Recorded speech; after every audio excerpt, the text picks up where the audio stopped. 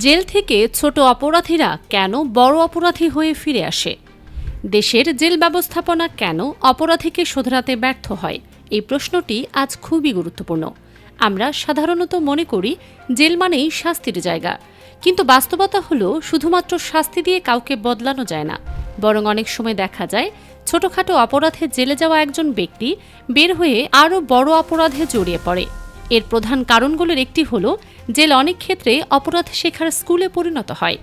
একই জায়গায় ছোট চোর, মাদকাসক্ত, খুনি বা পেশাদার অপরাধীরা একসঙ্গে থাকে।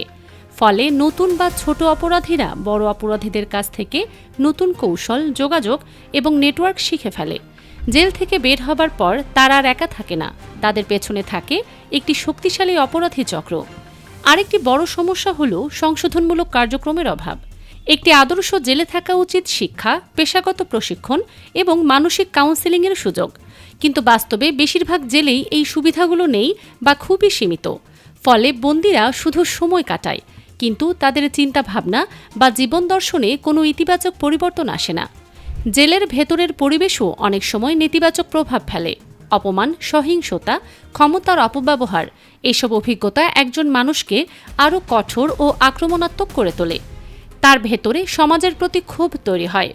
তখন সে নিজেকে পরিবর্তন করার বদলে আরও গভীরভাবে অপরাধের পথে জড়িয়ে পড়ে।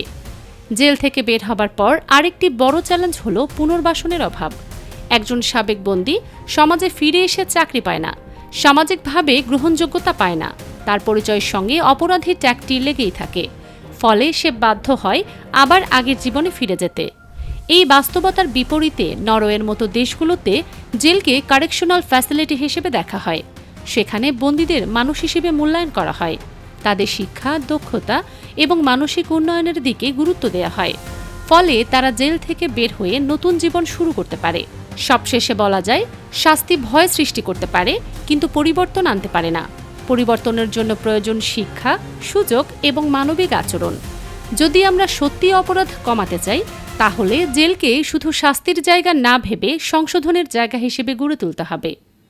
ফারজানা মৌসুমী, সিটিজেন টিভি।